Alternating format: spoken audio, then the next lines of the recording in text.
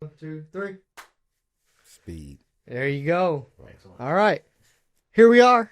A Domains Podcast. I'm excited about this one because I don't know how it's going to go at all, but it's already been amazing just sitting in here talking. Sir Michael DeBay, how do you want to experience yourself? Fully, completely, and honestly. That's how I want to experience myself. Okay. Yeah. So let's dive into that. All right. So there's 8 domains. All right. So there's the physical domain. Okay. So how do you want to experience yourself in your physical body? Your emotional mental domain. So how do you want to experience yourself as a thinking, feeling creature? Okay. The spiritual or inspirational domain. So how do you want to experience yourself in the context of things that you can't understand, but you try to understand, but they're beyond you? The relational domain. How do you want to experience yourself all the way from your closest familial friendship relationships all the way down to the person that you bought those coconut waters from? Okay, at the gas station or whatever it is. The romantic domain. So how do you want to experience yourself as a partner, an intimate partner with someone else? How do you want to experience yourself vocationally? You're a stand-up comedian, a writer. Already, we've kind of talked about that off camera, off sound, but I want to get back into that hopefully because that was pure gold. And then how do you want to experience yourself financially as someone who earns, saves, spends, gives, hoards, whatever it is, money? And then how do you want to experience yourself recreationally? So as someone who is reinvesting in your energy, in your personality, in your identity, how do you want to recreate within yourself? I want to recreate within myself. Okay. All right, so we can go off on any tangent, but why don't we do this? I'm gonna take you back to the conversation that you and Ashley were having because I thought that was fantastic. I thought we were rolling. Ashley was asking about being a stand-up comedian, and you just kind of went into like. Not all that. And I, without trying to recreate it, I wasn't trying to be cynical. I wasn't trying to be like. I think comedy. I love stand-up comedy. That's not just something I planned on doing. Stand-up comedy kind of found me. I was studying to be a professional actor, and a guy came and found me and was like, "You should be on stage." And I was like, "I am Othello, yada yada." And he's like, "Nah, comedy." And I was like, "All right, cool." And I did it, bombed, but I fell in love. And by falling in love, when you think about like the great loves of your life, usually it ended in heartbreak, right? Yeah. Right? Yes. Comedy is no different. Comedy is like one of the greatest loves of my life, but it's heartbreak because it's like, in order to fully be a comedian, you have to be like heartbroken. That is a innate sadness. And nobody understands that because everybody has this idea of comedy is so exciting. It must be to be able to be in front of all the people and, talk and make people laugh. And yeah, but the flip side of that is like, that's sadness to that. And I mentioned, I asked her, did she know Pagliacci? And had you ever heard of Pagliacci or Lionel Richie's The Tears of a Clown? Yes. Tears of a Clown is about Pagliacci. Pagliacci is a opera, if I'm not mistaken.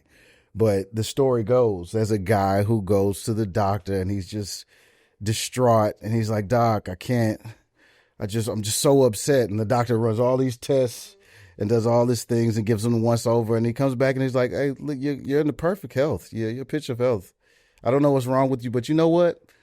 The great Pagliacci is in town. You should go see him. There's no way that you can go see Pagliacci and not be happy. You're going to be better." And the guy just breaks down and starts crying. And he's like, "But doctor, I am Pagliacci." And that is comedy. Because like, I don't know what I said a minute ago, but I'm pretty sure it was like eternal sadness. There is an eternal sadness to those that comedians have eternal sadness. Yeah.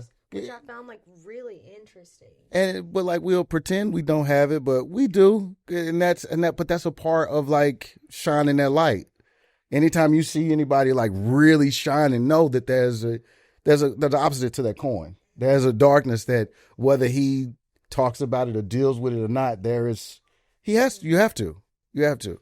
And that's, as a comedian, I don't struggle with that. I used to, because I was like, I don't understand why I have to be sad in order to know. But it's something that I've accepted as I've gotten older. Yeah. So I'm just like, oh, okay, I'm a positive pessimist, I guess. Because I'm happy to be a comedian, but I know what that means. Right. I know what that comes with. So going back to your answer to the question, how do you want to experience yourself? One of your words was fully.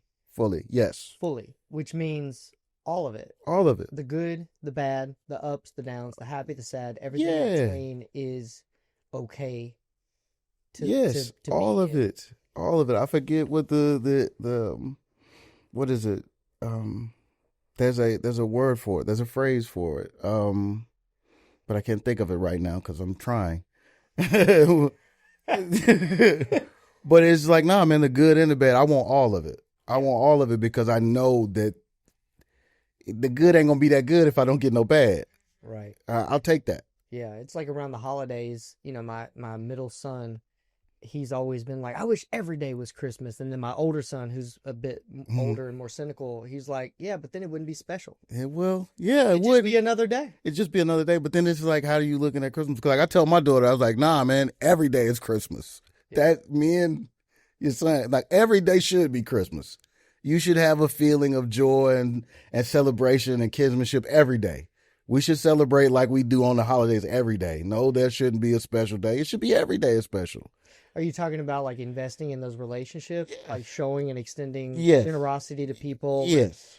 Everybody's just a little bit nicer, a little bit kinder, Always a little bit kinder. And if that was every day, a little bit more generous. yeah, if that was every day. And think about if the attitude and the energy you carry on Thanksgiving, on Christmas, on New Year's, you carried that every day.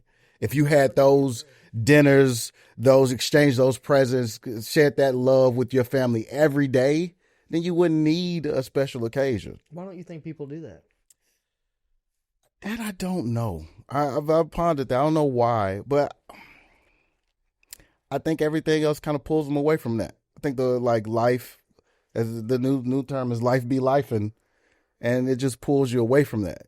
So nobody has the time to sit in it. It's this constant. I gotta do this. I gotta do these goals. I gotta achieve this, and you don't really stop to be like, no, man, I got everything I need. Somebody loved me, somebody fed me. I don't got on clothes. You bring up something that I talk about a lot in the 8 domains framework is goals. Mm-hmm. I think goals not inherently bad, but when your energy is focused only on achieving the next thing, the next high, you're missing the fact that the sustainable experience that you can have with yourself, like the only positive experience that you can sustain with yourself is when you get away from goals. Because Right. What if you don't meet your goal? What if you don't meet your deadline? Well, then there's this sense of like self-imposed sadness, Yeah, disappointment, and you get trapped in. frustration. But if you're just more driven or diligent along the lines of your values, so the experience I want to have with myself, the way that you're describing relating to your kids, your family, and others is it sounds like you want to experience yourself as really being in tune with like those relationships, appreciating those relationships, not taking them for granted, and doing that daily, not just on special occasions, which is more of a value driven thing as opposed to like, oh, it's going to be so-and-so's birthday and that birthday Right. is going to be the best day of the year for that person. I'm going to make it so special. Instead, just make every day special in some Make way. every day you can as special as those days would be. And that's why, like, my family gets so upset with me because I'll forget birthdays. I am the dude that forgets birthdays, but it don't matter because when I see you, it's your birthday. Yeah. When I see you, it's your birthday. When I see you and we get together, it's Christmas. I got something for you. Here's a nice meal. Let's do it when I see you so we won't get too hung up on that. Because I think for me, I miss so much in everybody's lives in pursuit of goals that I've gotten to a point that was like, nah, man, when I see you, we celebrate. We'll celebrate when I see you like it's your birthday, like it's Christmas. That way you don't feel no type of way about me not seeing me December 25th. Yeah. And I think that's what it's become for me. It's like, all right, every day. My daughter knows it. It's like every day. I was like, don't wait if you want something for Christmas. Let me know now. That's the tricky thing with me too. Because like when my kids say that they want something, Let's get it now. yeah. Let's get it now. And then I'm out of ideas around the holidays. Around the holidays, I'm like, well, you got everything. But I think I've trained my daughter to be like, well, I got everything I already want. I really don't want anything. Yeah. Just go eat. Cool. Yeah. So I want to go back to the Pagliacci thing because you were talking about this sadness that comedians and performers often have. Artists in general. A lot of that comes from a place of darkness. And there's I'm gonna miss the actual quote, but Carl Jung said that if you consider like the mighty oak tree, the leaves can't ascend into heaven without the roots also descending into hell. Yes. And so you have to have both sides of that coin, and it's the yin and the yang, and all of that stuff. And so again, I think what you described there, it's such a beautiful illustration of how important it is for people to really embrace all sides of life as tolerable, even though they're uncomfortable. We have people come into therapy all the time, and their goal is to eliminate their suffering, is to eradicate their anxiety, to get rid of their depression. I love the point when you find out that it's not going anywhere. I love because like I'm 42 now, so like I've gotten to a point when this is something we're living with. Okay, yeah. But it's like finding a balance of like, okay, like it's just something I have to. We endure this. Cool. I think, yeah. Go ahead. Well, like you said, like you learn to live with it, and like anxiety and depression is like something that is natural. Like we have like natural thoughts that are anxious, and we have natural thoughts that are depressing, but that doesn't mean that we're depressed. Right. And that doesn't have to mean that we're anxious. We have like generalized anxiety. We do experience those feelings because we're humans and we're natural and we're not robots. We're not.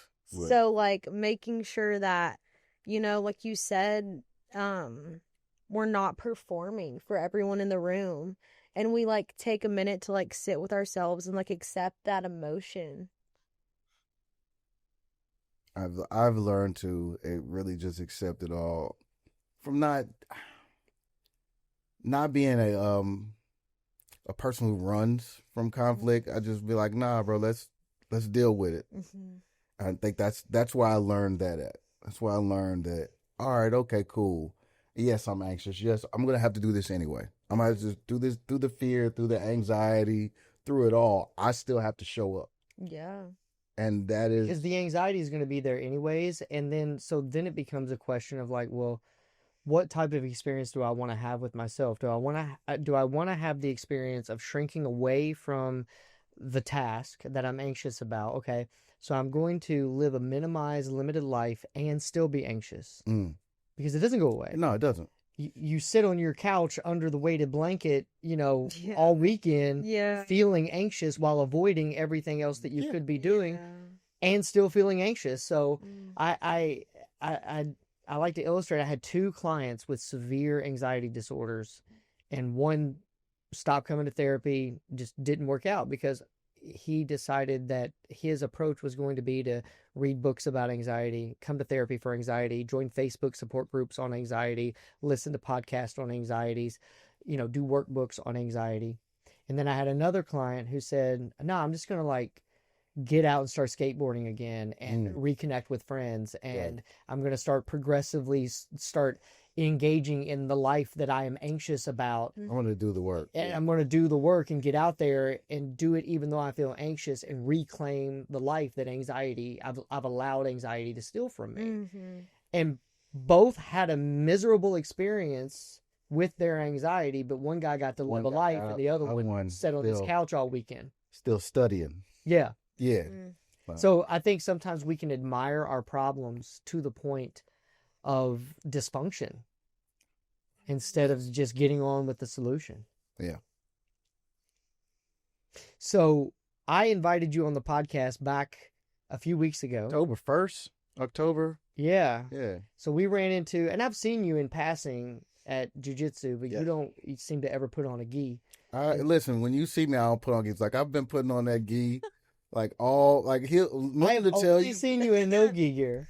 Okay, well, Milton to tell you, like, I got so many gis, you probably saw me and didn't realize it was me, because I wear 20 different gis. I come with you're morning. And I'm an afternoon guy. Afternoon guy, and then Wednesdays. But I'm not doing it at all now with my knee. But understandable. Yeah, but understandable. I was out for a while. I was out earlier this year with a little health scare that like kept me from leaving the house.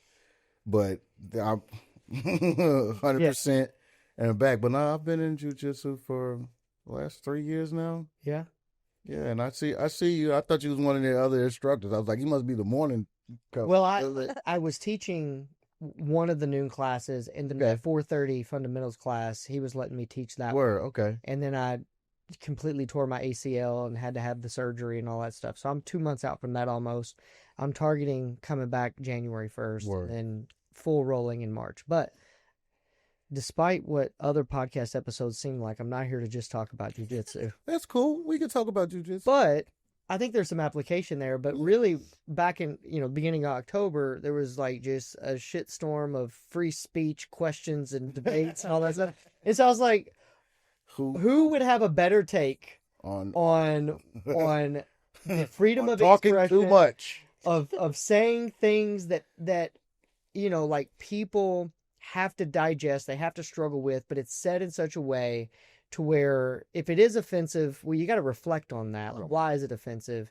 But anyway, so as a comedian, my question for you was like, how do you want to experience yourself as someone who stands on a stage and says shit for a living in a world where it seems like more than ever, like it's just. Listen, I don't know if I can stand up there and say anything anymore. That people are going to jail for Facebook posts, legitimately going really? In this country, not in the UK. Oh, in Tennessee, 37 days. In Tennessee, what was that? A guy, it's two different guys. A guy was put in jail for 37 days. He just got let out because he posted a meme where Donald Trump is saying we have to get over it. And they're applying that same logic to Charlie Kirk. I saw. Sheriff came, threw him in jail, didn't charge him with anything. Just put him in jail. 37 days later, he got let out from public outcry. And he's a former police officer in that same town. Do you understand the So I'm not an expert in the law, but I didn't think that you could be detained more than like at 24 or 48 hours without an actual charge. And how does that work? You can't even probably. I mean, it's just you can't even hold people on like psychiatric holds for that long without a doctor making a determination. When you're doing it, you can always do what you want to. Now the ramifications of that, somebody's got to follow through on the legal end to make you accountable. But you can do what you want to when you have the power. that's bananas. Yeah. That's a lot of things, but I'm gonna. It might be more accurate to say that charges are dropped. Maybe it was something like obstruction or a call to violence, because I think that was their twisted logic. Yes, it's inciting violence. You're inciting violence, and I'm like, oh, okay. Well, I guess I don't get to be Bill Hicks or George Carlin. I don't get to. I better shut up. Because like this is I'm a full citizen. You hear me? Like I'm not even an outlaw these days. I'm so above the table. I better shut up. I have things I'm afraid of losing. Yeah. My daughter's in college, so I better shut up. Right? I better not say nothing that goes against the status quo. Right? Even if it's the truth. Yeah. Even if I'm just speaking the truth, not as I see it, but it's the truth as we all see and feel it, I better shut up, right? That's very interesting. Oh, I'm so glad that I don't have a responsibility to anybody's shareholders or anybody's establishment, because I can say what I want when I feel like it. Yeah. Now I got to deal with that, but I can say what I want. I'm not in fear of losing any endorsements or anything like that. Yeah. Yeah. Well, I my son, 17 years old, at dinner, we have dinner together every night. And at the dinner table, he asked the question about freedom of speech. This was several weeks ago when all of this stuff was going down. And, he's trying to wrestle with it. And he's like, do you think that there should be some things that you can say without the fear of consequences? Like, does freedom of speech mean that you should also expect freedom from consequences? No. You should be, freedom of speech means you should be free to say whatever, but you also should understand that everybody don't agree with you. And some people are so in so disagreement that they'll do something to you, whether that's physical or financial. They will impede you some way or another. You gotta just accept that that's what comes with ultimate freedom of speech. You're free to say whatever, but also understand that they're free to be as irrational as they want to be, because that's just how it goes. And if you are a person who's a proponent of free speech, you should know that that's what comes with it. That's what's always come with it, and especially if what you're saying is the truth and not, you're just not saying stuff to be saying stuff to incite somebody or dog whistle some people. You're speaking from your heart. You're speaking from like the source. Expect opposition. I think expecting opposition is reasonable. Mm-hmm. Most definitely. I think when it becomes unreasonable is like in like self-defense. Mhm. When we talk about self-defense, like you're taught that you're legally protected if your self-defense matches the level of Mhm. threat. Right. So if you come up and slap me in the face, I can't pick up a baseball bat and hit you in the head and call it Oh, self-defense. No, but I can, as soon as you reach for that slap, grab you, slam you, and hit you with the earth, which is way harder than a baseball bat. But you see what I'm saying? But I So, understand, like, if I measure do of- something inflammatory Right. or controversial, we should be able to debate it with words. Right. Right. So that's when I think of freedom of speech. Right. Right. Like, so I think my take is like, well, what is freedom of speech then? Like, what does it mean to have speech protected under the Constitution if it's not that there should be a certain threshold that I can stay under and say inflammatory, offensive, controversial things and expect that the government is not going to come after me, expect that my autonomy as an employee or an employer, is going to have some reasonable protections around it. Not that everybody likes me or Right. agrees with me or doesn't get on the internet and argue with me and debate me. I think that's kind of where we've lost the plot is like, when someone says something cruel even, and it's just words that they're saying, I think the policing of that should be in the popular opinion and the boycotting of Mhm. that person's platform Right. or the debate or back and forth, not escalation into violence. Yeah. You ain't got to go hunt them down. Yeah. I mean, but we live in a really crazy time. It is But crazy. I say that knowing full well that, like, I've only been around for a short period of time. I'm pretty sure somebody else was like, yo, this is crazy 80 years ago. Well, Yeah.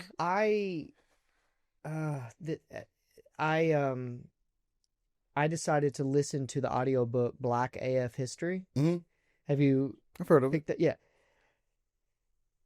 And listening to that, I'm like, it's always been terrible for somebody. For somebody. It's been way worse before. Yes. For Like somebody is all like- per perspective. yeah, government sanctioned lynchings, government sanctioned bombings, Yeah. government sanctioned, all of the above of violence and everything. And I'm just like, yeah, I see that happening in certain like small pockets, but this was like And accepted. Widespread and 60, accepted. 70, 80 years ago. And didn't nobody bat an eye. It was like, this what it's supposed to be. Yeah, so I think you bring that up. I'm 43, you're 42, you're much younger. Yeah. And Congratulations. yeah, like everybody, every generation goes Has through it, their own yeah. shit. Mm. And when you don't know history and you don't pay attention to it, you think you're uniquely special in that this is the worst time ever to Yeah. be alive. And I think with this time, though, it's during this time, when I say like it's the worst time ever, it's weird.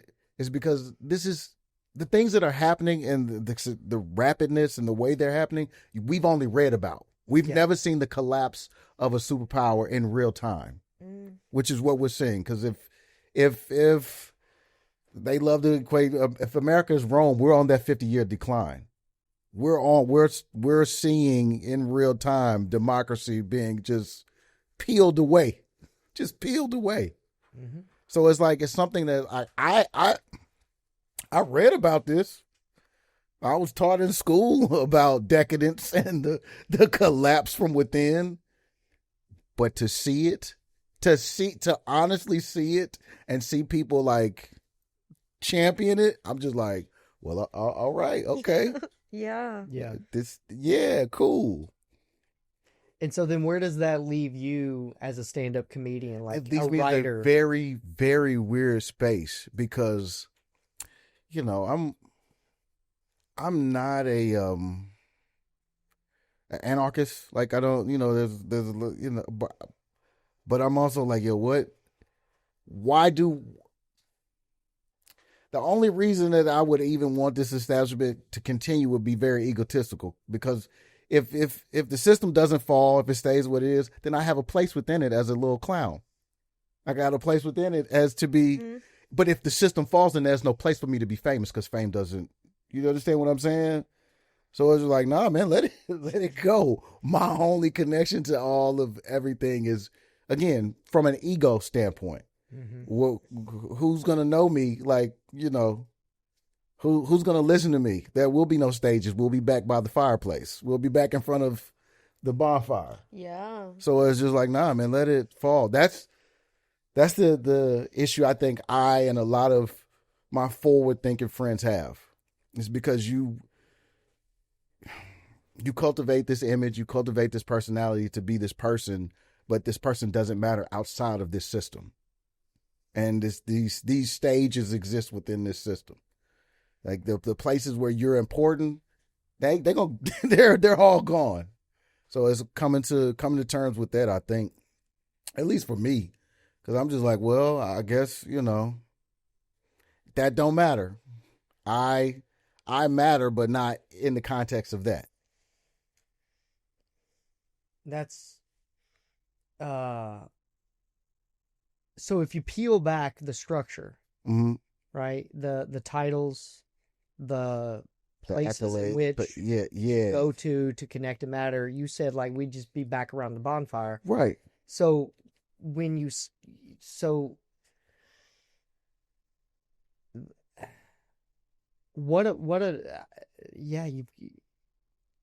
I'm. It's an interesting take. It's an interesting take because it in the context of like values. Yeah. That's all you're left with. That's Right. it. Is how do I want to experience myself With myself. Mm-hmm. Not how other people experience me. Right. Not how the comedy club owner experiences me. Not how the producer or the director that I hope picks up my manuscript experiences me. Not even how my friends experience me that I may or may not have because of this structure. Yes. But at the end of it, like when I'm just with me, because there's nobody else that I spend every single day with like I do myself. When I wake up and when I go to sleep, how do I want to experience myself? And so it's even more important if we are in a decline of society and these structures are going to crumble and you're just left with like you, right? And the people immediately around you, which... Honestly, it doesn't sound so bad to me sometimes to just be like, yeah, I just like get away from all of these distractions outside of my little peaceful sphere. life. It's a peaceful life when you like pull back a little bit. Yeah, when people are like, yeah, I just want to like get off the grid and go homesteading. There's a part of me it's like, that sounds so nice. I'm halfway there. Just like I'm halfway there. You make your own sourdough? No, but I don't care for sourdough like that. I'd be like, yo, is that the only bread y'all know how to make? Is sourdough? Yeah. It's because of the culture and the starter. It's the process. It's the It's the process of sourdough, and I dig that. But I'm like, I don't care for the bread that much. You can make cinnamon rolls. You can. Yeah, can. and same with bread. I like focaccia bread. Okay, It's I've kind of never had it. sourdough. I don't. Yeah. But it doesn't figure out how to require- make that. Yeah, it doesn't require to keep because you got to keep a mother. I think it's just keeping the mother the alive. mother Yeah. alive. You got to keep something alive to make the bread. There's certain breads that's like 100 years old because Yeah. its mother has been reused and redone and stuff. So I dig the process, but I don't know if I care for the bread that much. I learned that eating a sandwich in San Francisco. I was like, oh, this is sourdough? Really? Okay, all right. Yeah. You can. There's like jalapeno cheddar. You can get it spicy. Yeah, I know. Like, go to a good Amish store. Okay. You got to show me. I don't know too many Amish folks, but I bet they cool. They are. I went to Amish country. It was, I mean, talk about being like completely removed. I would love that. I'm gonna be honest with you. I'm wild. one of those. I dreamed of being off the grid as a kid, and that manifested into running away a lot, thinking I could live on my own. Because I read a book. My favorite book was it's a series of books, but the first one's called My Side of the Mountain. It's about a little kid who runs away. He's preteen or whatnot, and he lives just outside of town, like makes a house in a tree, makes acorn pancakes, and raises a hawk. And I was like, yo, this is going to be sounds me. amazing. Yeah. This is going to be me. So I think about that, but it's also like, I got stuff to say. I want to say it to a large group of people sometimes. So I would have to come off my side of the mountain to talk because nobody's coming up there to listen to you rant with a bird on your shoulder. So it's like, I come off to talk. I think about homesteading all the time. Like I'm out in the country now. Like, yo, if we could just block this off. Where are you at now? I'm in White House. Oh my gosh, me too. Neighbors. On the Sumner or the Robinson side. Oh, I'm like right there on the edge. Are you? Yeah. Oh, how far are you from 76 when you get off where the Loves is at? Do you know what I'm talking about? Yes. I'm geographically challenged. I've lived here my whole life. I'm like right by it, honestly. Okay. Do you know where White House Middle School is? Yeah. Okay, not to like put my address on. It don't matter. They ain't coming up here messing Yeah, with us. no, yes, I'm right by there. There's a like it's not Amish people, but it's people that have like their own farm. Okay. Like Mennonites. These are like regular Joes that Oh. are into homesteading. Okay. But it's called Homeschools. Nature's Market. Okay. Yes. These mothers are like stay-at-home moms. Okay.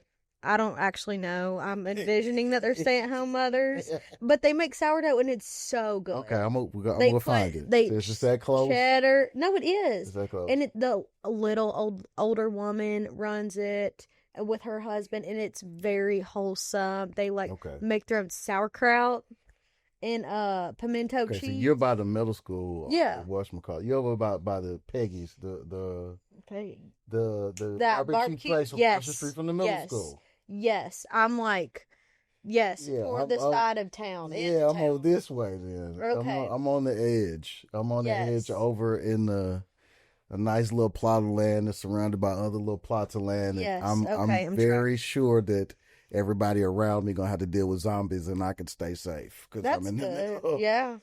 There's I mean, when you're picking zombies. out a house, I think that's No, yeah. You gotta look for like flood, Right. the flood zone, Right. and then you gotta have a nice little border between you and the Yeah. interstate.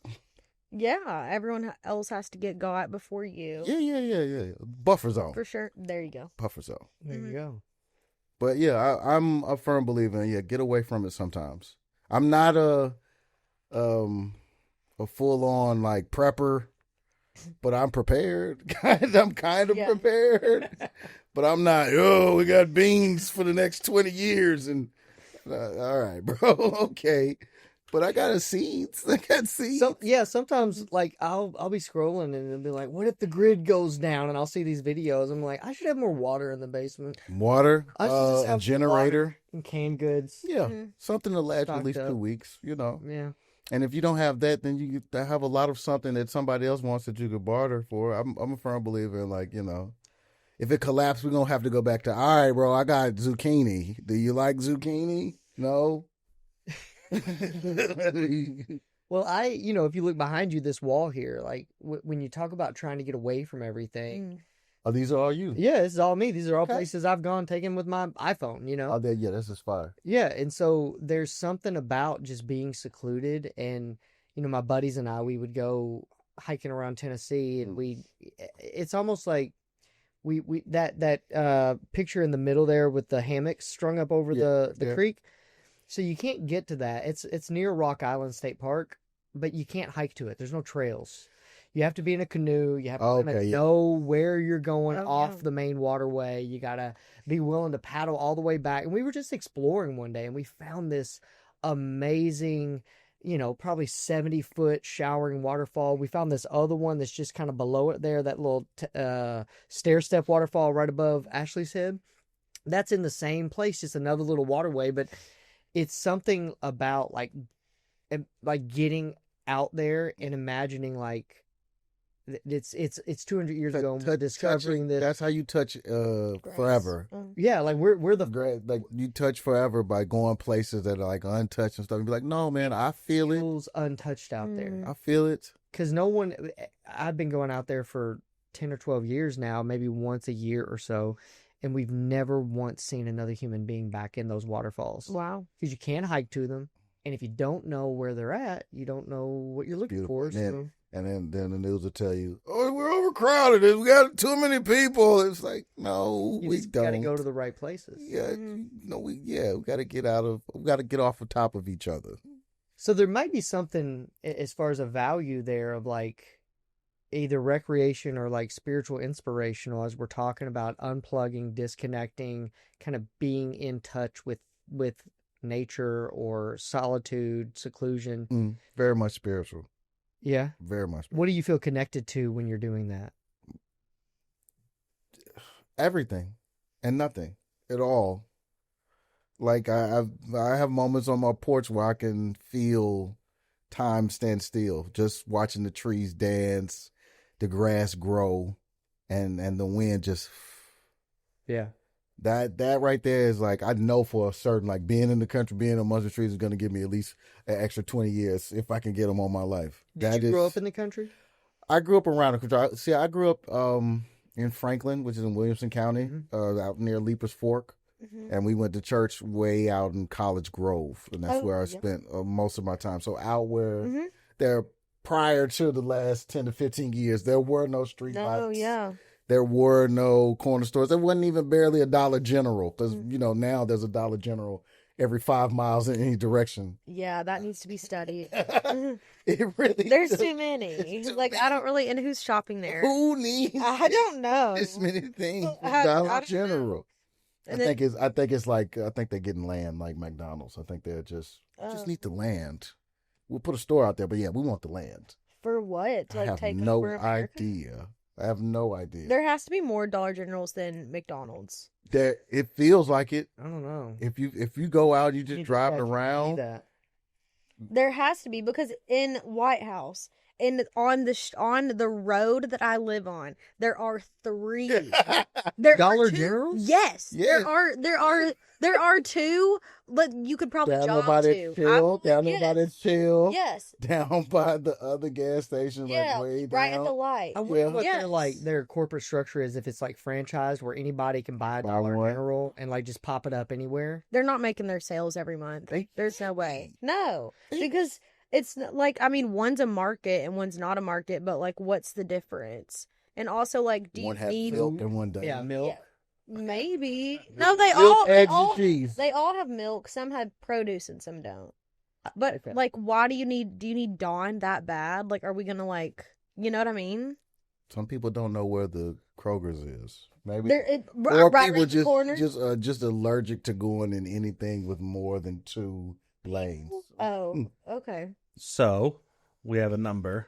Oh, I bet I'm right. You are way more than right. If you Dollar General has 20,388 stores. McDonald's has 13,457. Okay, but if you include Dollar Tree and Family Dollar, that's another 16,500 stores. Wow. So we're looking at 40,000. Yeah. How many incorporated towns or cities are there in the United States of America? That's horrible. Is it more or less than 40,000? I feel okay. Also, maybe are they predominantly in the South? Is that a stupid question? I don't know, but I feel like they're predominant. If they're predominantly in the South, that's way oversaturated. Right. 19,500. So there are 2 dollar Yeah. branded stores Mhm. per every incorporated city or town in the United States of America. Yeah, that makes sense. Holy shit. Yeah, well, that's why they're saying we're living on top of each other. That Because there's $2 Dollar Generals per every town. And they're not Real making... country just now. Oh, sorry. he's Jesus. talking about Dollar General. Your White House just snuck out. I'm from Greenbrier. He's from Greenbrier. Right. There's a difference. Oh, there's a difference. Yeah. Down the Yeah. street. That's You're, right. Yeah. Your Robertson Yeah. County is I showing. was in Greenbrier. Yeah. Yeah, Guns and Leather. Nothing left. Yeah, it's burned down like 3 times. Well, listen. It has for real. It burned down Insurance money is good. Insurance money is the best Yeah. money. Well, I'm glad it's back up. I'm glad it's back. What's it called? Guns and Leather. Guns and Leather. Yeah. hmm They're really nice. Only in Robertson County. Really nice people. It's Robertson County, isn't it? Robertson. mhm. Yeah. Okay. Okay, well, back to. I'm glad I was right. Write that down. Yeah. Yeah. We'll never Timestamp it. Time We'll have it stamp. be the intro. Yeah. chat. Thank you. All right, so you're living out in the country. Yeah. You grew up around here. Yep. You become interested in becoming a professional actor. Did Yeah. you want to be on stage or screen? Actually, I dropped out of high school and joined 2 theater companies. Cool. And at the behest of one of my principals, because he knew I wasn't. I was like, I went to theater class. I went to English because my teacher was the coolest in English, and then I skipped the rest of the day. Yeah. And my principal was like, "You might as well just go and drop out." I was like, "You know what, Mr. Parker? You're right. You're right." Did you complete a GED? I did eventually get a GED so I could get into an acting conservatory. Okay. Because it's an accredited school. But I dropped out and joined a traveling theater company that my uncle had, and then I joined a theater company that was actually through a counseling and adoption agency called LifeWorks. They used to be over by the park, actually. Which part?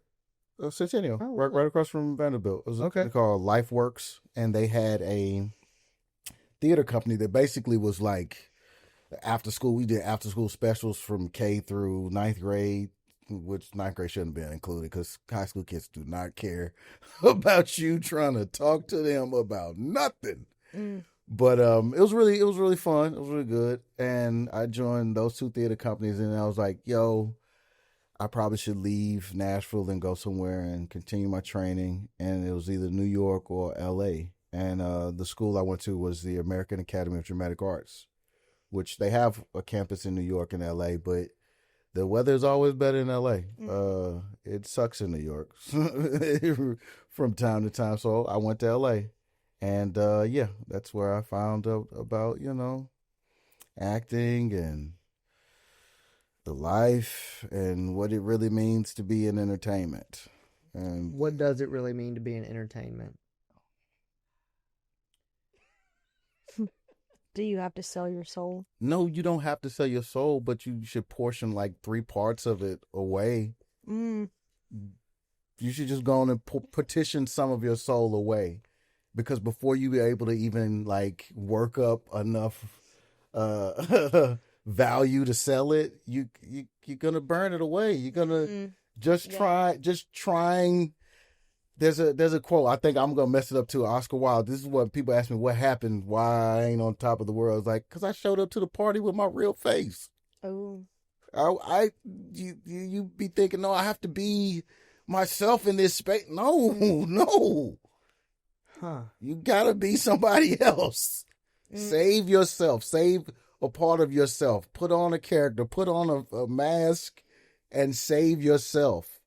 Because if you show up as yourself, giving all of yourself, you might as well take an acid bath. It's gonna corrode away all the purity of yourself, and hopefully, you didn't develop some sharpness or some kind of,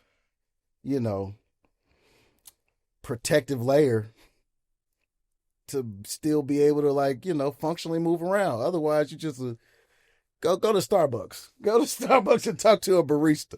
That's what you do in Hollywood. You go talk to the most talented people ever in the city that serve coffee for a living. And that's where you find, Is that because are you saying they're at Starbucks because they showed up with their real face? yeah, most of the people that are not where they want to be are showing up with their real face. not understanding that no. Do you think that is different on social media as opposed to like Hollywood? Because I see, at least in my algorithm, there's like higher up wellness and all of these guys that have these huge followings, Elise Myers, and they say like, you have to show up as authentically you as possible. And they're lying there. Yeah. You think so? Yeah. Oh, most definitely. Most definitely. But the thing is like that, Hollywood don't even exist anymore because of the internet, because of what you're speaking of.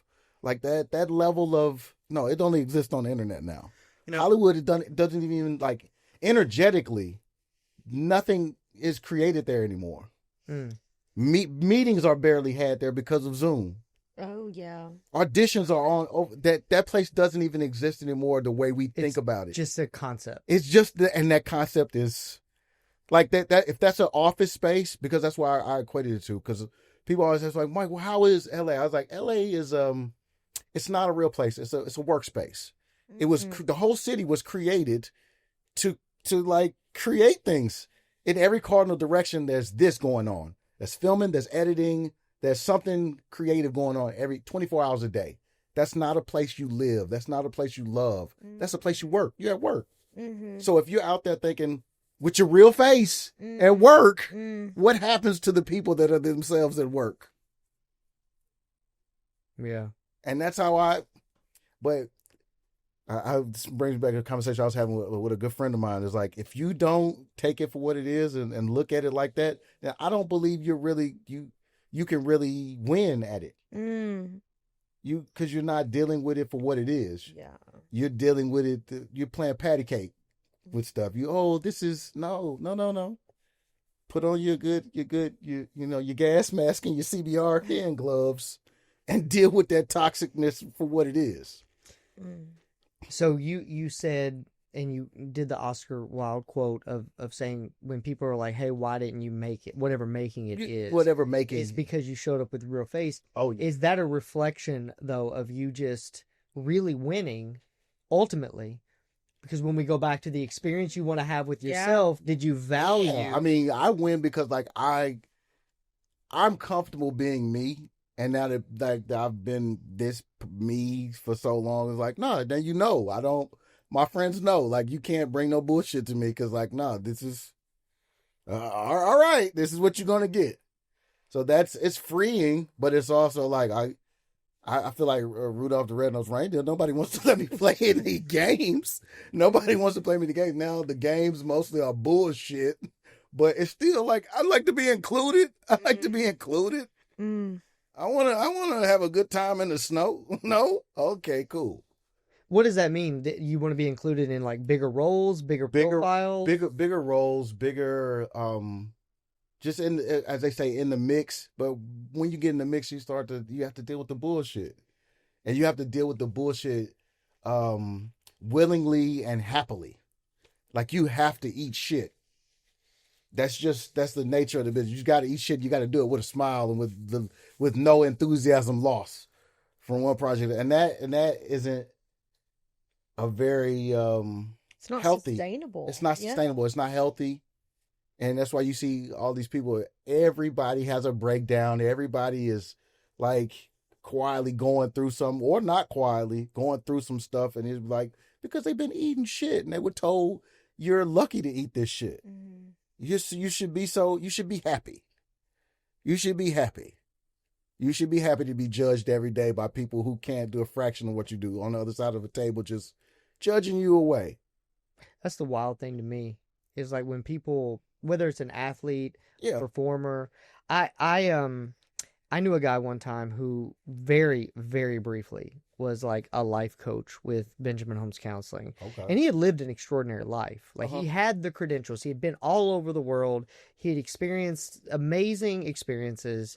And it was during COVID when Bo Burnham's, what was it called? The special on Netflix came out. It was called Inside. Yeah. So I had this guy over one night. We're just sitting down. I'm like, hey, I want to show you this special.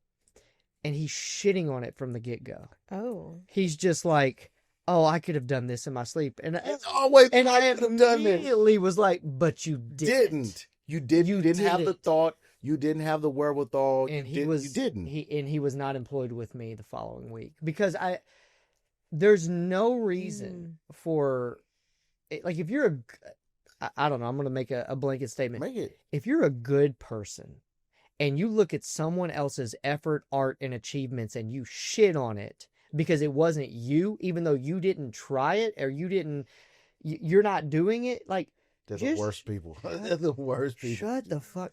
I've never been hated on by anybody doing better than me. You never will. And you never will. Because people who are doing better than me aren't know, concerned with me. They don't know what you're doing because they are too busy trying to keep their ducks in a row. Right. And so I'm too busy trying not to go over the edge myself to notice what you're doing. That was all the information I needed to be like, I don't want your attitude attached to my name, to working for my company. I don't need that. Like, you don't need, like, you're not a life coach. You're if you just start, especially like on like that Bo Burnham, quietly was quite genius.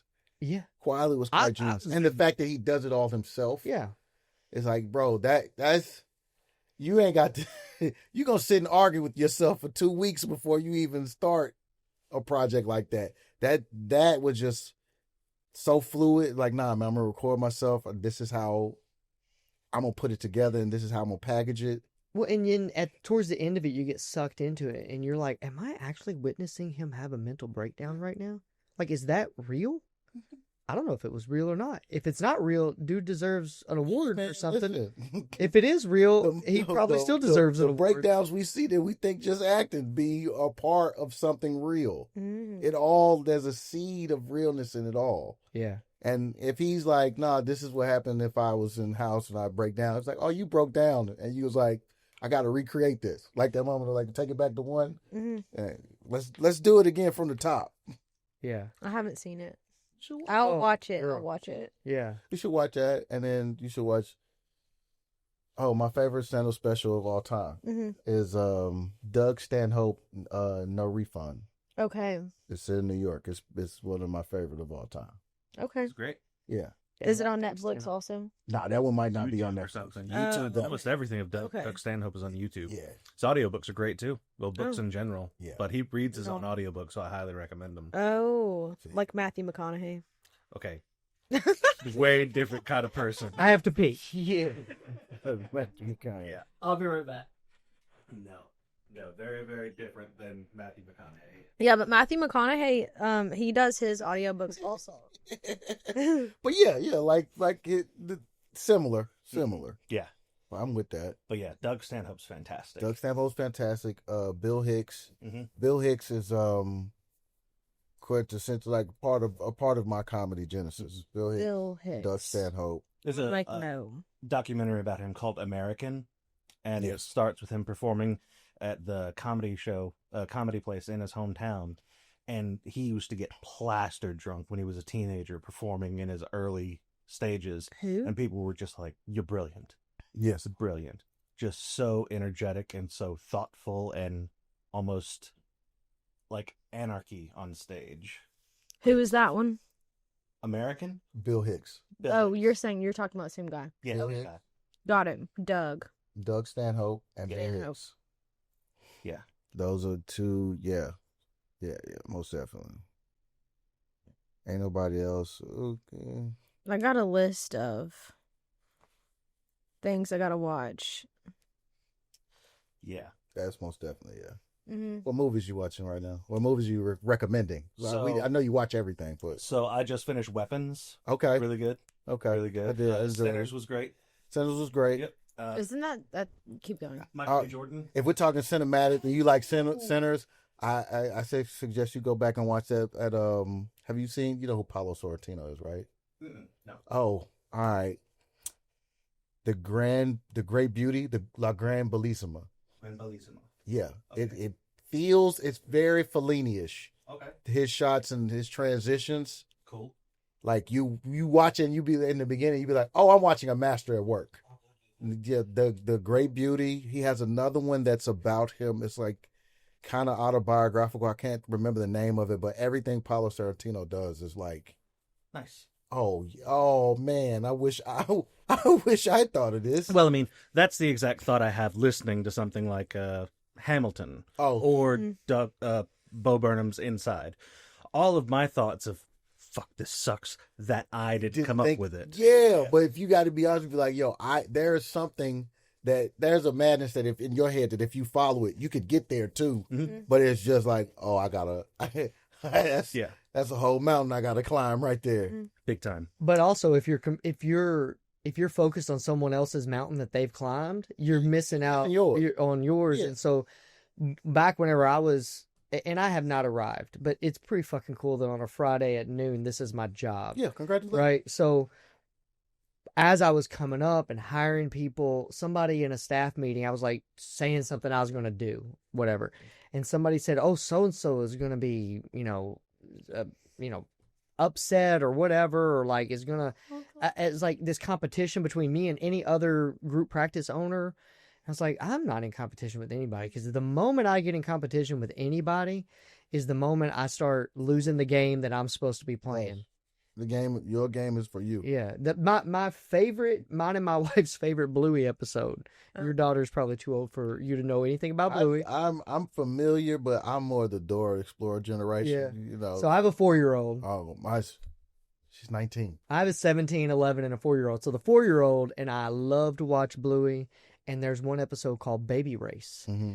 And it's just the mom talking about how Bluey learned to walk, and she set up faster than anybody in the mom's group, but then this other pup started pulling up and crawling and doing all this stuff faster, and the mom felt all this pressure, like I'm in this race with this other mom to get my kid to walk the first or whatever.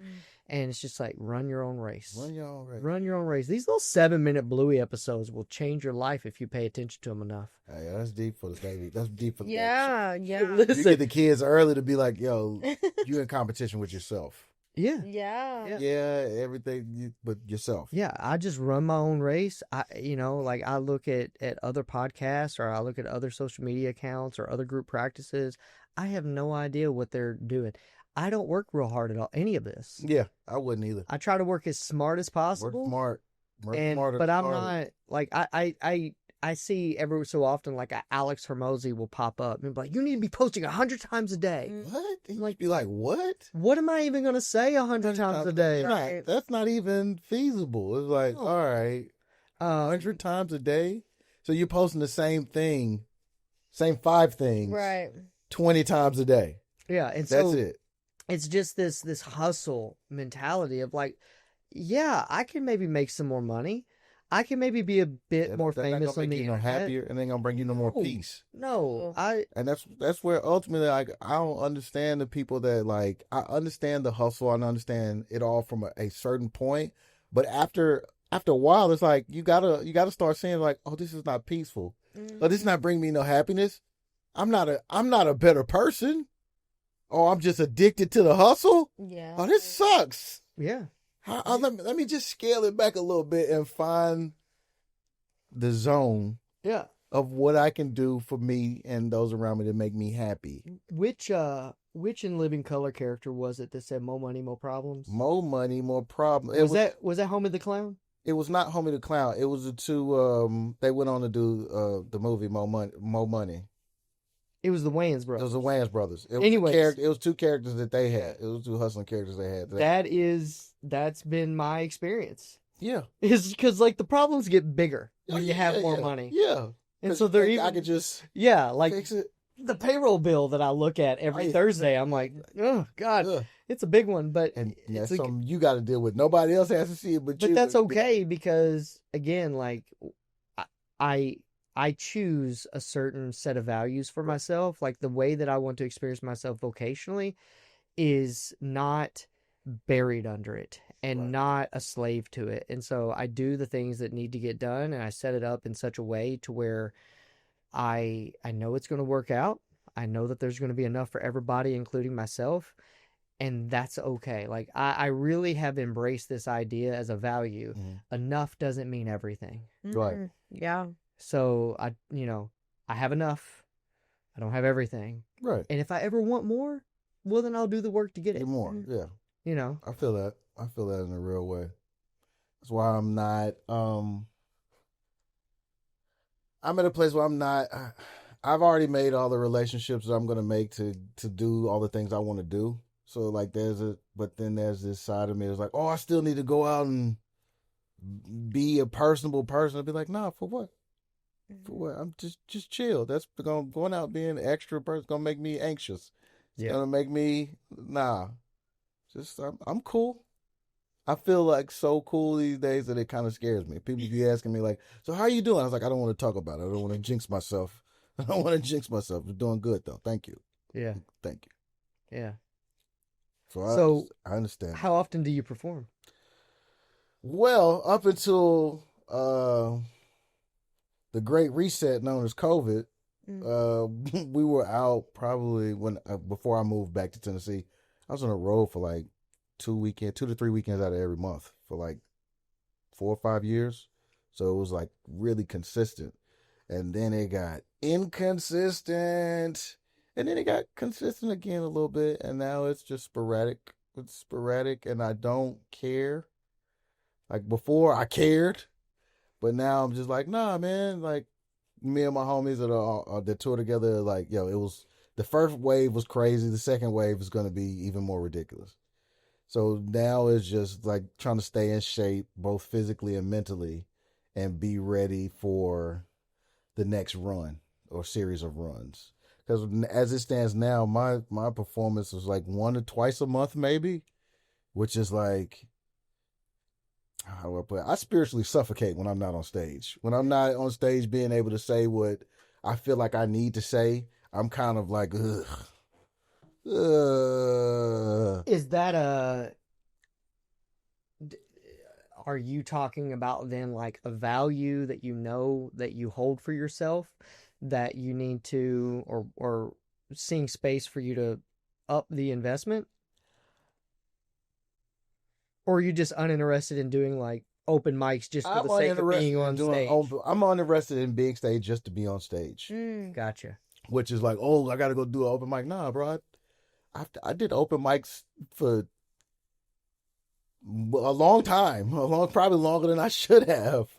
To the point where I was like, no, I don't need this. Some younger comic was like, oh, you can come out with us, and I'd be like, nah, that don't benefit me like it benefits you.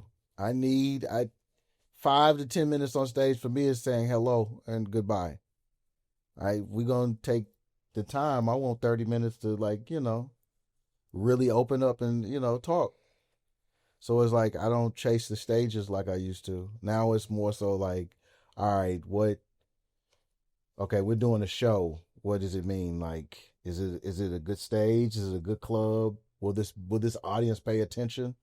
Am I gonna get something out of this? Am I gonna grow a little bit? No, I don't need to. I don't need to waste time talking to drunk people.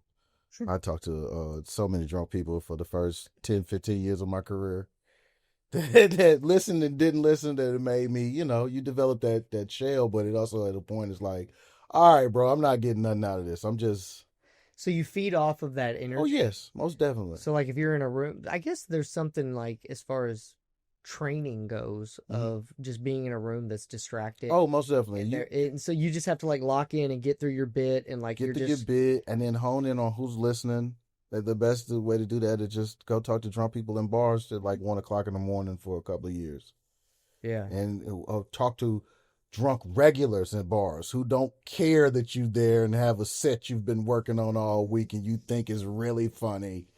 They don't care. They there to drown their problems in liquor and talk to their favorite bartender. Mm-hmm.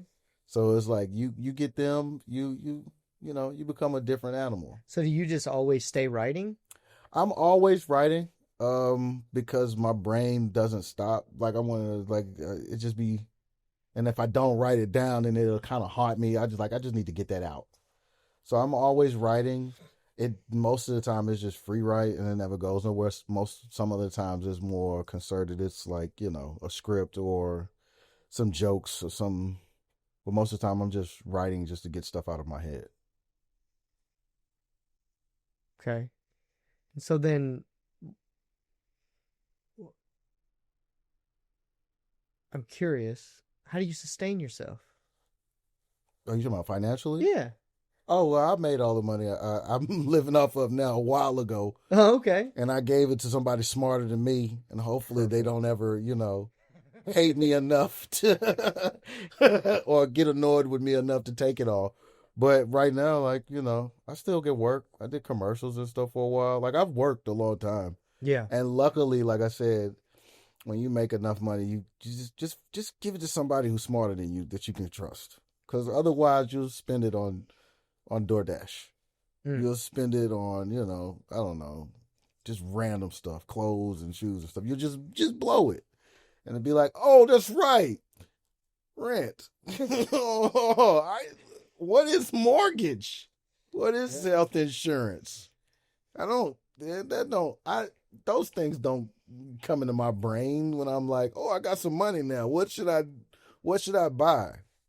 So whenever you earning money or interacting with money, we don't really have a whole lot of conversations with people about the financial domain, but like, what is the value there? Because, the value could be, most people say like, I want to be financially secure, and that's very subjective. Very. I wasn't financially secure. Like, I've been like insecure financially. It was insecure financially for a long time. And then it got to the point where like I was working enough and doing enough things where I could set aside some money and like save. And I could take that and be like, I can invest that in something. And I was like, you know what? You invested for me. I was like, you invested for me. Because you're smarter than me. You know what you're doing. I probably wouldn't be this well if I didn't know you. So you invested for me. And I did that. And that is, that worked out. That worked out for me. And it made me just be like, all right, cool. I'm not really stressing. Like, I can take care of myself, my daughter, and my mother.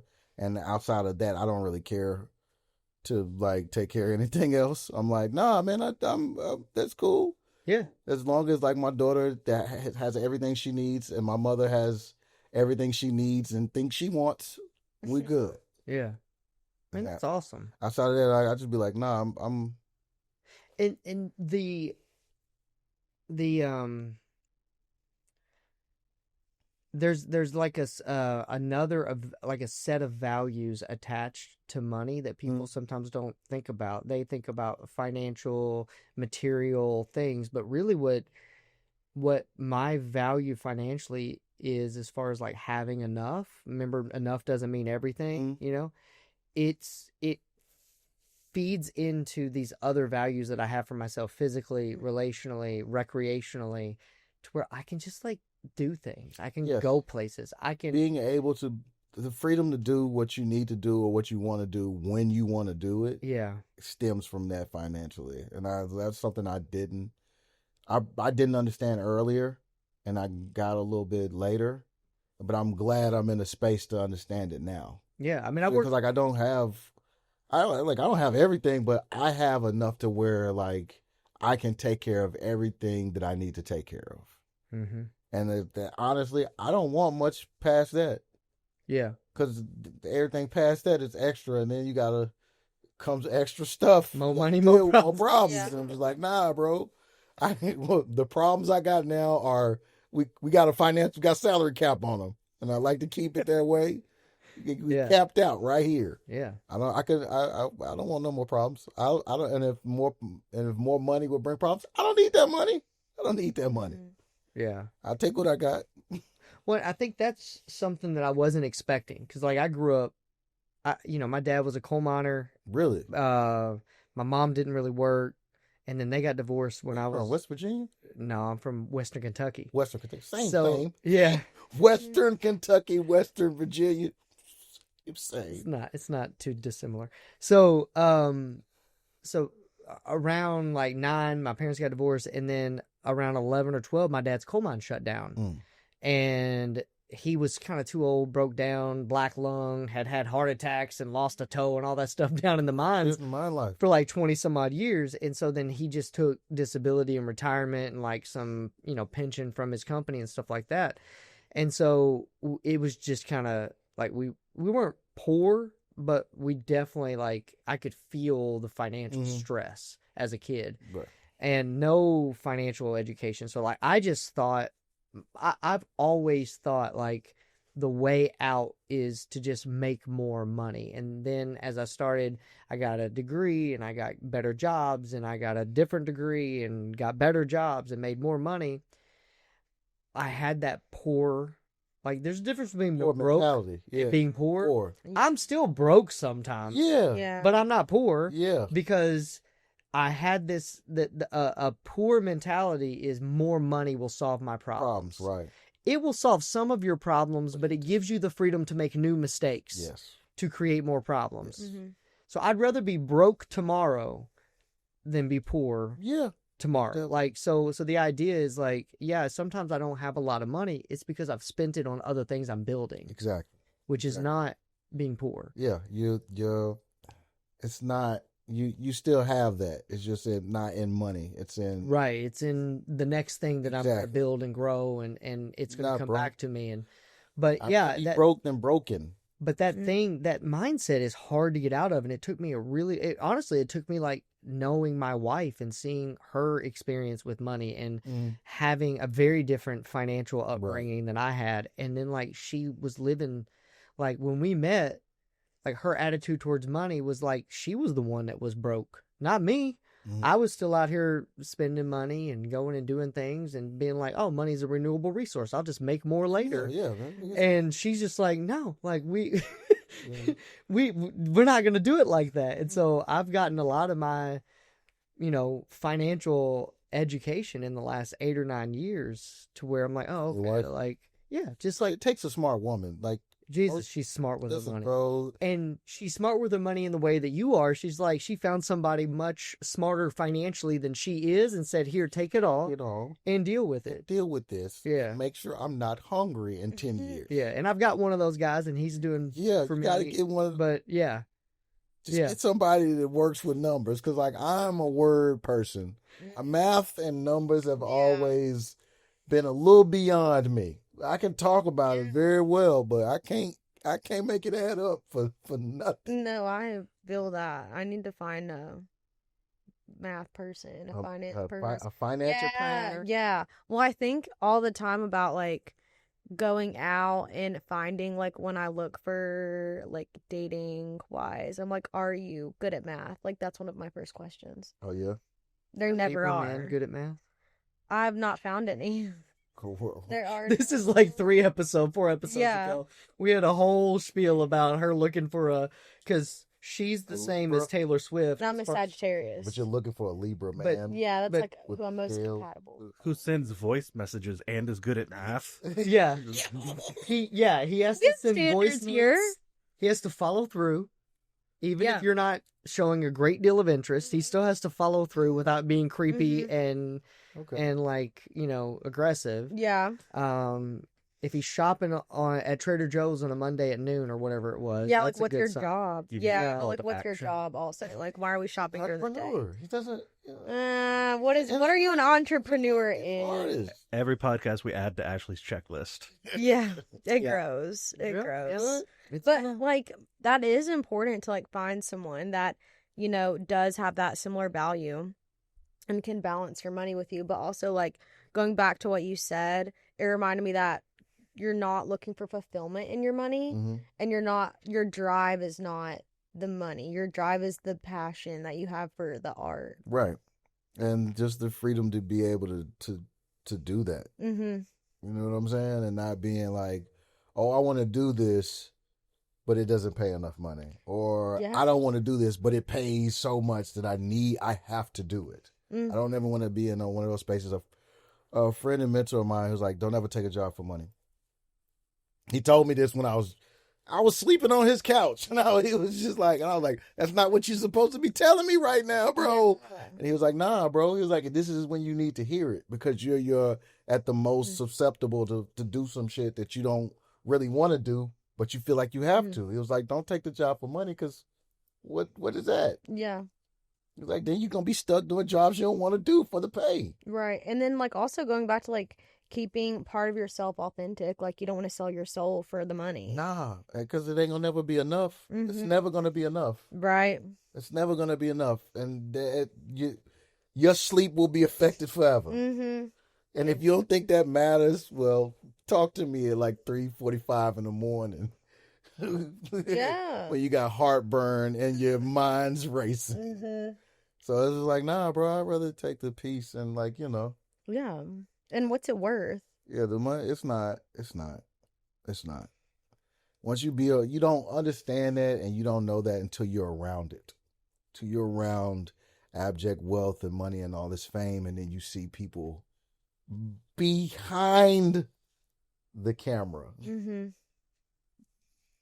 Well, that goes back to your first little parable that you shared with us about the clown. Yeah. Pagliacci. Pagliacci. And you mentioned, we rambled them off. Uber famous, wealthy guys: Norm Macdonald, Chris Farley, Robin Williams, Jenny. All of these super successful, admired, praised, awarded, highly achieving, famous, rich people. Everything you say or think you want, they had it. Mm-hmm.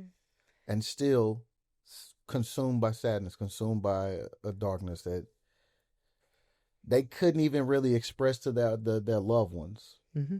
You know what I'm saying? So it's like, nah, man, that ain't it.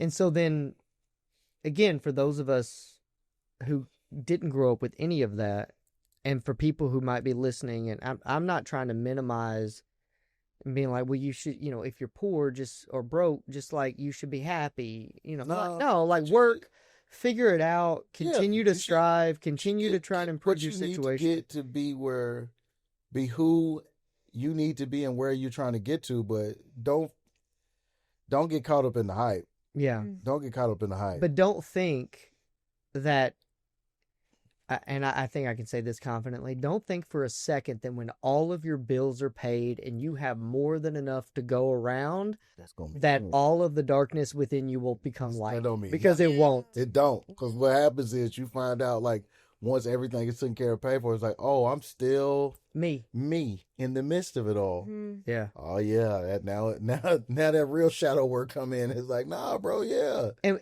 deal with that.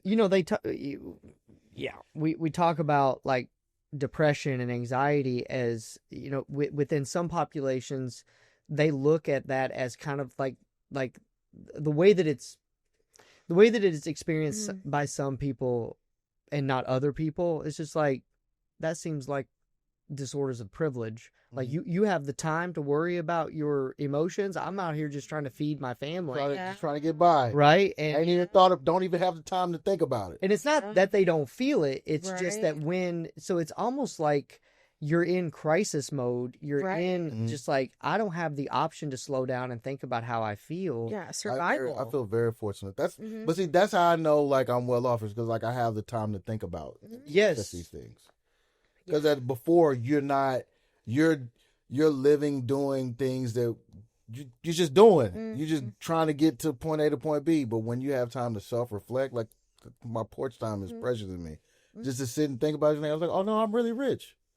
I'm really rich because I can sit and like process this, think about the why, it all, and how I relate to it, and what I'm doing is either like helping this or harming this situation. I was like, oh no, because like poor people ain't got the time to think about none of this. Yeah. I was like, I'm doing so much better, and I have to really just like, oh no, you're rich because you can think about stuff. Yeah, I think about that often. Like the trend on TikTok, like I don't love trends on TikTok, not my jam.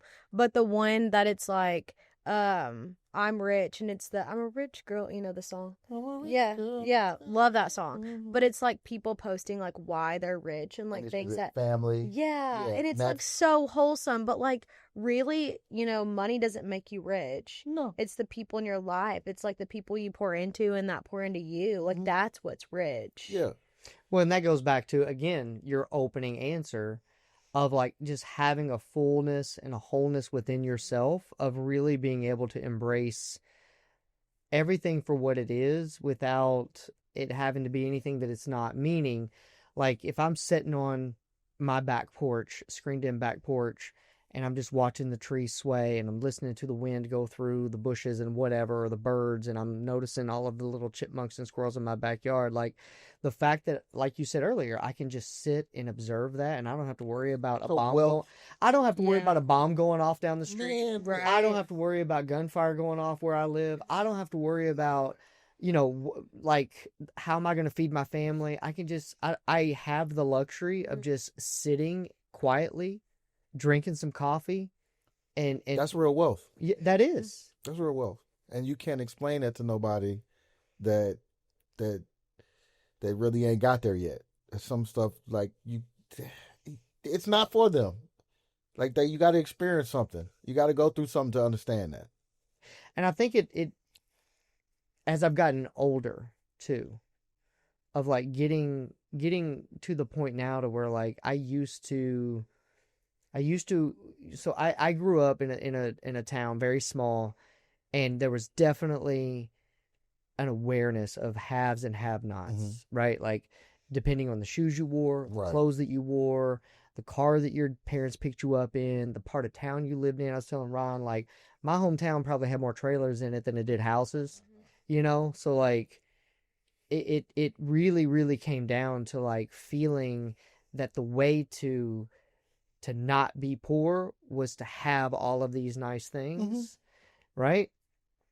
And I have since, I just don't believe that anymore. Like, You've seen the opposite. You've seen what it really is. because I've spent money on things. I you know, like, I have a closet full of expensive clothes. Right. I have, you know, More shoes than you can wear. yeah, I have more shoes than I can wear. Got all this stuff, and then you just like, oh, okay, it's just stuff. But I had to go through that, like, the first probably 2.5 years of owning a company, and like, oh shit, this money, I'd never imagined 6 figures as a, you know, I'm a social worker, right? Like, you know, I grew up poor, you know, and so then whenever I figured out how to, like, actually make money being a social worker, I was just like, oh my God. And so then I would spend a lot of money and buy a lot of things, and it didn't make a difference. Nope. But people, but I heard that. I heard it. People would tell me that. Man, some stuff you just gotta. You got to go through it. You gotta go through it. You got to go through it yourself sometimes. It's, what do they say? Smart people learn from their mistakes. A wise man learns from other people's mistakes. Yeah. Something like that. But, like, you're never as wise as you think you are. So go on and fuck up yourself. Yeah, I mean, and having teenagers, right? Like, oh my goodness, Jesus, I have the crystal ball on my son's life. I could look into the future and be like, dude, just fucking do this, do that, and you'll be fine. And it doesn't matter. Don't matter. It doesn't matter, because he's going to figure it out on his own, and hopefully at some point he's going to come around and being like, hopefully hey, Dad. he takes what you said to heart, to where it comes back and rings in his ears going through some stuff, and be like, yeah, he did say this. So you always get, my mother did tell me this. And I'm at the point now where, like, I'm over, because there was a period I missed in my daughter's life from her mother not being together. So I'm extra with her. It's just like, I get it. I know, I get it. And I'm just like, well, I got to give it to you anyway, just so you know that I had it to give. So, like, I'm just always like, nah, man, here you go. Are you at the age yet, Ashley, to where, like, I can be like, wow, you guys were right? Yeah. Yes. You're under 30, huh? I am. Congratulations. Thank you. Because he talking to you like you Yeah. left the house. Yeah. I think, like, what's interesting being a therapist, and my parents, like, they didn't grow up with therapy, or like it's like also kind of new. Not in Greenbrier. They're from Nashville originally too. Yeah. Like, it just was a different time, and they grew up also with, like, completely different backgrounds. So yes, like, with a lot of life things, I've been able to be like, yeah, you guys were right. In some areas, like, it's funny because I'm the older sibling, so I was, like, the trial run child, and so with my brother, it's, like, also a different experience because he's younger than me, for, like, 5 years younger. So my dad is still, like, it's still trial and error. It's like, oh, like, we're learning this for the first time too still. So like that's also a different experience. You mean like how to relate with their child now that she's an adult? Well, yeah. They're figuring out the adult child parent dynamic. Yeah, and there's just so much that's like different now. So like there's a lot of things where I can be like, "Oh yeah, like you guys were right." But there's also some things where we can collectively be like, "Wow, like we could have done that differently," or like now it's completely different in like the time we're living in. Like I just bought a house. Mm-hmm. And Congratulations. thank you. And so like doing that, like my dad's like, "Oh wow, like yeah, we didn't have to do that." So it's like he's saying like, "Oh, you should have done that." And I'm like, "Yeah, you're right, but in many ways we're just like doing it newly together." Mm-hmm. So I guess like yes, I'm able to look back at life and be like, "Wow, I listened to my parents though too." Like I wasn't a kid that like rebelled a lot and just like did the opposite. Like I listened to what they say cuz like majority of the time my dad was right. Yeah. Yeah. Well, that's sweet. Yeah. That He'd yeah. love to hear that. Love to hear Yeah, that. He'd yeah. love to hear that. Yeah, he does. Let him know. Hey, Dad, you're right. Because as a father, nothing makes us feel better than Yeah. validating what we said. Yeah. I told you. Yeah. Should have listened. Like I tell my daughter all the time, like, yo, be safe, have fun, Mhm. be aware of your surroundings. Because she thinks I'm overly cautious of her. And I was like, nah, you just don't know what's out there. Oh my gosh. She's Yeah. she's a very hippy dippy, happy go lucky. And I'm just like, I love your light. I really do. Yeah. But, you know, she's like, I know, Dad. And every time I call her, she's like, I know, Dad. Yes, I have my knife on me. I'm going to be okay. Yeah. No, my mom is, Cool. that is my mom. My mom's energy is very like hippy dippy, like Yeah. in like a very, like benefit the doubt for everyone. My dad's a fireman, sees like the nitty gritty. So that's why I'm also like, It's on fire. The world's on fire. yeah, yeah. He's like, when he says like, be safe, I'm like, all right, yeah, well, what'd you see? What'd you see the other night? Like, that's why. That's the dynamic with my wife and I, you know, with our daughter especially. Like, Mhm. I'm me. Yeah. Right? I'm it's going to be fine. Mhm. Like, it's going to work out. Mm-hmm. My wife is a surgeon. She's an ENT. And so, like, the best example of this is, like, anytime, you know, those little button batteries Mhm. that come in, like, certain toys and Yeah. stuff like that? Yeah. So, I bought, best example, we went to this toy store to have story time with a Disney character. Anyways, I bought one of those like little like writing tablets, and it's covered in a silicone unicorn shell, and behind that unicorn shell is probably like a battery door with a screw into it. So you really have to work. Mm-hmm. And she's not crazy about it, or she's not like she's not. She doesn't overreact to it as much as she has in the past, but she's just like, oh, that has a button battery. And I'm like, yes. And our 4-year-old doesn't have a degree in engineering in Right. order that is necessary to take that button. But she has pulled a button battery out of a child's esophagus that has like nearly died because of it. And so like she sees dog bites and bike wrecks and you know, she does like airway surgeries and she sees choking and all of this stuff, aspirated. Like, no, it can happen. I've seen it. Yeah, and I'm like, yeah, but you're seeing like the 1 out of 100,000 children did the exact same thing today. Yeah. And you're getting the one, and so you're yes. You little edge, yeah. So we balance each other out a little bit to where I'm just like, how many kids do you have? 3. Okay. Yeah. You plan on having more? No. Oh, okay. I'll be 62 whenever this one graduates college. So no. Yeah, my daughter told me I can't have no more kids. She's like, I don't care who you with. She's like, myself. you know, everything is for me. And I was like, cool. I got it taken care of a couple years ago. Cool. Yeah, it's not. That's not in my probably cards. But anyways, yeah, I mean, so the value there of being able to have parents that you trust. That's huge. That's also like rich, right? Yeah, of like having that part of of your history of just like I can listen to my parents because I know they're right. Mm-hmm. Well, and also knowing that like they actually do have the best interest, and like I know that's like not that's very. I'm fortunate to have that because a lot of kids like don't, I mean, being a therapist, like hearing all of the things, like there are a lot of parents out there that don't have the best interest of their child. Either that's like a selfish thing or like maybe a greedy thing. Maybe it's Just like, yeah. they're not good parents. Yeah. And it's okay, because some parents some people were not meant to be parents. Right. And you don't realize that, especially when you're a child, you don't realize that, oh, this is just a person figuring out their way.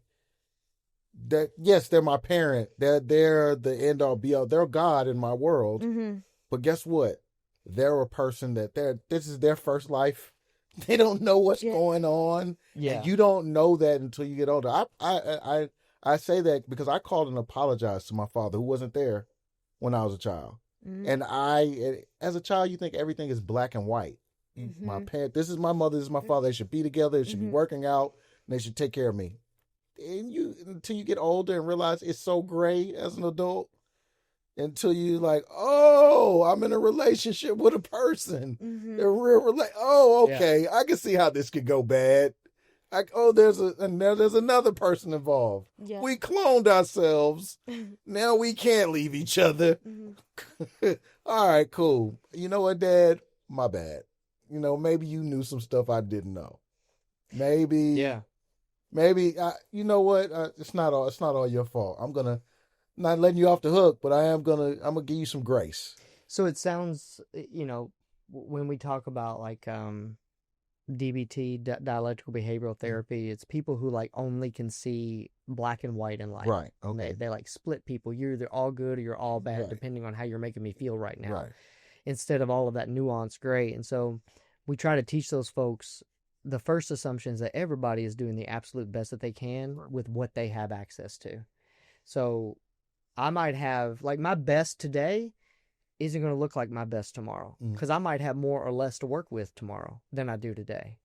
And so doing your best doesn't mean, again, it doesn't mean that everything's going to be perfect and I'm like 100% optimal, because I might not have access. I might not have slept well. I might be in a fight with my wife, or, my finances might be stressing me out, or I might be sick, or whatever it is. So that sounds like you come around to that ability to see things of like, oh, okay, my parents, and I have to do that too sometimes, because like I could totally just sit here and blame my parents for all of the shit that's like they fucked it up. Yeah, but y'all can do that, but that don't help us. No, because I look at my 17-year-old and I'm like, shit. I hope that he bad. doesn't blame me for everything. But I'm sure, like, I'm buddy, you've already got a therapy fund set up. It's fine. Like, and we were on a 5-hour road trip a couple weeks ago, because he had to go to Kentucky and deal with a speeding ticket that he got up there.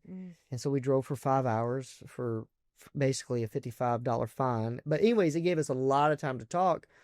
And just like, he's talking about shit with his mom. They don't really see each other. He hasn't been over to her house, but maybe once since April. And he was just talking to me about our relationship and kind of going deep. And he like, and I always try to be the parent who's just like, yeah, buddy, I know that I messed it up. Like, I know that I blew it. I know that I said some things. And he and I have this really cool understanding of like, I was 26 when you were born, and I have grown up with you, because he sees me with my 4-year-old, and he tells me now, he's like, I don't understand how you're so patient. I'm like, I don't feel patient at all. Yeah. I feel on the edge of a nervous breakdown half the time I'm at my house, because she's so safe that she's wild as all get out, and she gets to be that way, and she's not afraid of my reaction, whereas him, I think if I could go back, like, I wish, we have all these regrets, but like, I wish I could have parented him and even my 11-year-old the way that my 4-year-old is getting to see me. But he does a really good job of seeing that growth in me. And he even said, he was like, he's used the word proud. He's like, I'm just really proud of the person that you've become. And I'm sitting there trying to drive down the road, and I'm like, oh shit, trying to act cool, but I'm just like, that's amazing. But it's again, he has that ability, which I'm proud of him for, of being able to say like, yeah, you did the best that you could with what you had to work with. Right. and I have more to work with as a parent now. And so I got more tools. I got more tools. I got more understanding. Yeah. I'm more of myself. Yeah. And I think that's so cool. It's cool to have a kid that's nearing that's an actual person. That's my daughter says. It's like, I'm an actual person. I get to talk to you. Yeah. And I'm like, that's really cool for me. Oh, it's so cool. Those moments when they tell you like you're doing a good job as a parent and you know they mean it. Yeah. Oh, yeah. And they know, because they could be like, yo, fuck you. You're horrible. My life is ruined. And be like, thank you. When I was 17, I was gearing up for the next 20 years of blaming my parents for everything. Man, I was blaming everybody. I left home. I was in a real crazy place at 17 and just trying to like understand who I was in the grand scheme of things and not wanting to be a part of nobody's nothing. Forget your religion, forget your and just looking back now, I'd be like, let me go apologize to my mother. Let me go. I'm sorry. Because I was being extra and you was just doing the best you could. Yeah. And that's why I'm like, man, give everybody some grace. Give everybody that deserves it. You know who deserves it and who doesn't. Give them some grace. I think the people in my life who I recognize as deserving it, like they've come with some measure of humility. Right. Of like, yeah, I know I didn't do great here, or I realize that I messed that up. Yeah, everybody is there. The fact that you acknowledge that's why you're deserving grace. The people that don't acknowledge it or act like it's whatever. Well, I did the best. I guess I couldn't do anything right. Yes, you did. But let me get away from you. Let me get away from you. Let me get away from you. Yeah, that passive-aggressive victimhood, I have zero. It's insane. I have zero patience for that. Zero. None. I told my dad that actually this morning. I have no capacity for the people that have the victim mentality, the whole like I did the best I could, like not acknowledging anything. Like it says a lot about you guys' like parenting though, for your kids to be able to be like, have a good relationship in a way that they can open up and be like, yeah, I'm a person. Isn't that so cool? Yeah. And your son's like, yeah, like I can acknowledge that. Yeah. You did the best you could. Like that says a lot about your parenting, even if you wish you could go back. But the whole not able to take accountability and acknowledge, it's insane. And like circling back to like that's one of the very many issues with the world that I have, and like social media and like all the things.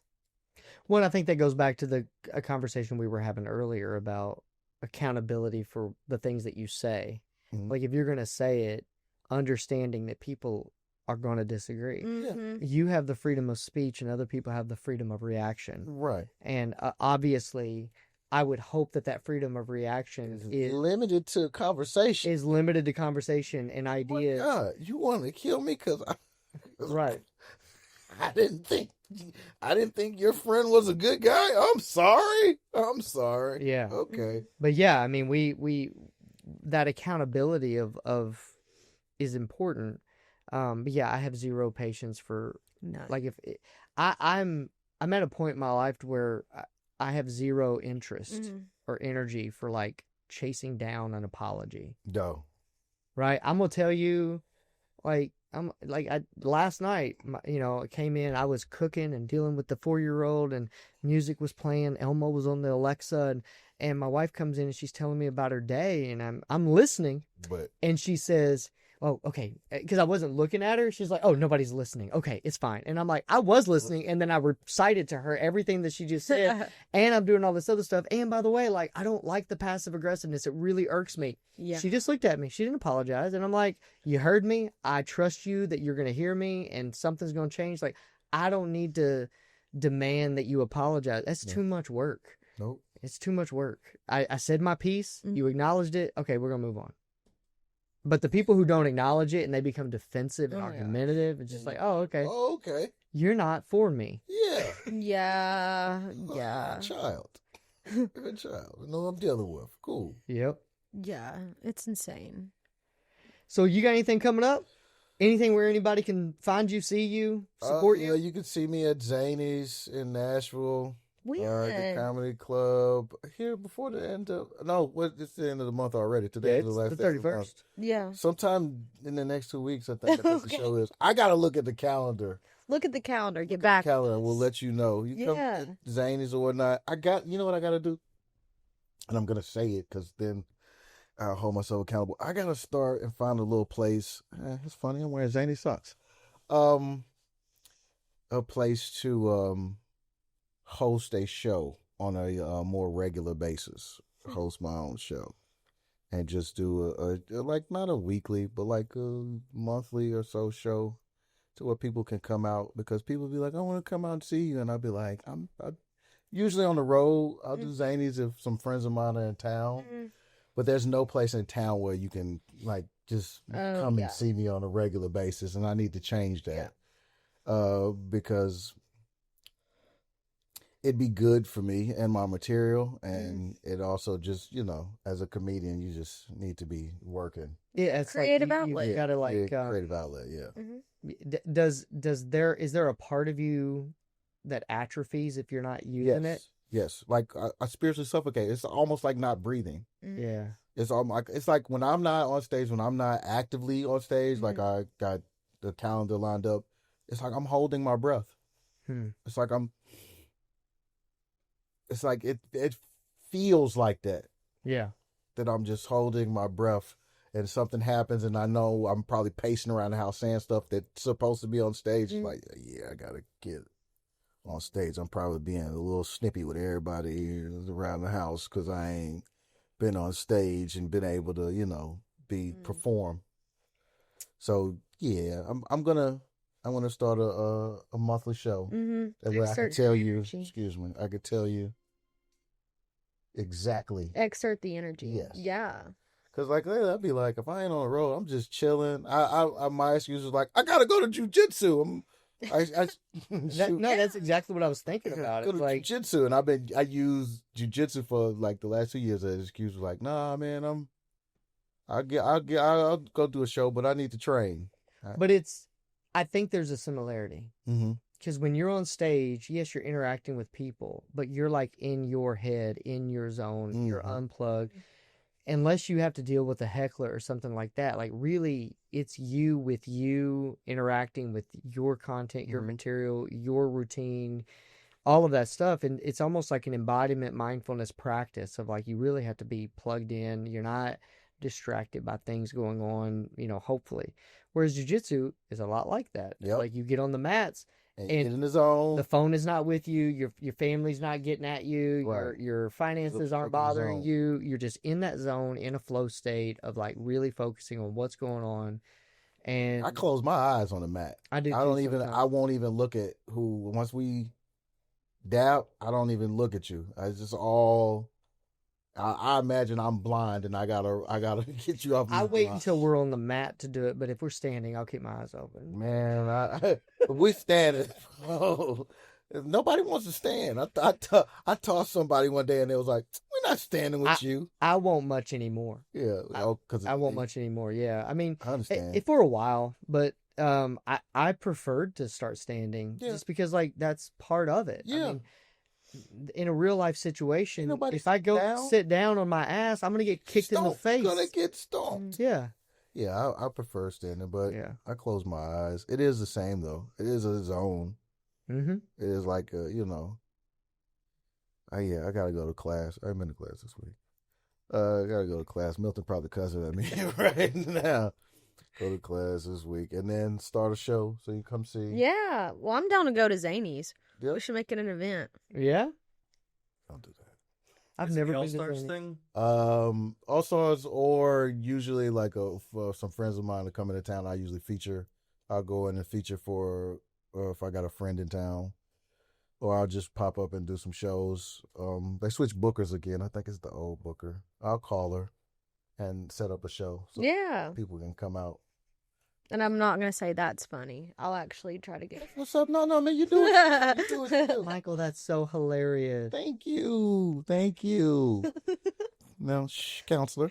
Right. So I'm gonna drop a name of somebody that you know that I have followed on social media, And the reason that I started following him was because he does voiceovers. Tony Baker? Tony Baker. Oh wow. As I started following him, where he posted this picture of a pup or a video of a puppy feeding on the mom, and it's just like going to town. And I remember that one. Oh my God, my wife! I mean, it was hours. We just watched it over and over again, just cracking up over the years. Sometimes we'll still go back and look at it. I think that he is just one of the funniest. He's one of the most funniest, genuine people. He seems genuine. I follow his other stuff. Like, he doesn't, like, he will share his thoughts outside of comedy about things happening in the world, which I greatly respect because, you know, like, it does come with a cost, I'm sure. And he doesn't seem to. No, you don't. You know, I'm sure a teddy bear, but he's like, he's one of my favorite people from my time in LA. Me and Tony have known each other going on 20 years now. Wow. Really, yeah. Like, we, from open mics till now. And we still, when he comes to town, we hang out. Matter of fact, he's one of the few people that actually is allowed to come to my house when they come into town. That's funny. So he comes in, we shoot, because I'm a competitive shooter, and I shoot a lot of guns. Like IDPA, USPSA, Gotcha. TRS. Skeet too, but Skeet, that's more of an old man game. I'm going to get there. Like 10 more years. I'm getting the over-under shotgun. And Skeet. But he comes to the house and he hangs out and stuff. And I've known him for quite a long time. Really good dude. Never let me walk home back in LA. Like, because I'm an adamant, like, if I don't think I had a car at the time, and I would walk from comedy club to home or catch a bus. You don't leave most comedy clubs till like 1 o'clock. Yeah. And Tony would always like, get in the car, come on, and drop me off wherever I got to go. It would never be like, I'm not going that direction, or would never be like, come on, I got you. And I was like, bro, I never forgot that. He's like the most personable, nicest dude. It's a good friend. And, yeah, good person. So just a good hang. Oh, real good hang. Well, I don't know. He quiet. You know, is he? If you talk to somebody expecting them to always respond, but Tony's a really good guy, and he's got great energy. Yeah, he's got really good energy. Yeah, so he's always good to be. Yeah, I've loved having him as like on my algorithm pops up. Next time they come to town, I'll try to give him the jiu-jitsu. Oh, that would be. I'll try to get him the jiu-jitsu. I always talk about like y'all should come to jiu-jitsu. Y'all should come out. Like they come to shoot, but they'll be like, because he looks strong, like he looks fit. Oh, he's a big dude. He's slimmed down, but he's a big dude. He's probably got some strength in him. Yeah. He would fare well on the mats. Yeah, fare well on the mats. But then again, you got to get when you tell people the mats, then they just start thinking. I'd be like, no, man, come see. You come see. Mm-hmm. I can tell you whatever, but take your shoes off, bow, and then go see. Yeah, I mean, and somebody who's like gone through the experience of just grinding through, coming up as a comedian, eating shit, what you're trying to do isn't working. Like that's jujitsu. That's jujitsu. That's the first 2.5 years, 3 years of jujitsu. You don't know what you're doing. You're just out there sweating. Yeah, and everything I'm trying, I thought it was gonna work. I dreamt about it. I woke up thinking I was gonna do this thing to that person, and it just didn't work. It just didn't happen. That is. That's why I suck so well at white belt. What sucks so well? Well, all right, man. This has been great. Thank you so much for making the time. It's very gracious of you to be here. Thank you for having me. I appreciate this. This was fun. Nice to meet you. Yeah. All right. Greenbrier. Come back anytime you got something to say. I might, have a nervous breakdown. I might need to come. Who knows where I'm going to be in a month? Yeah. I might need to come seek you professionally. No cameras. No cameras? No cameras. Okay. Well, that would be something to do a podcast of a therapy session. Yeah, wouldn't it? It'd be a little unethical. It would be because I don't know what. But it was like we had to record. It was good stuff. Too good not to. Mm-hmm. No, well, all right, man. Thank you. Thank you. Appreciate it so much. Appreciate it.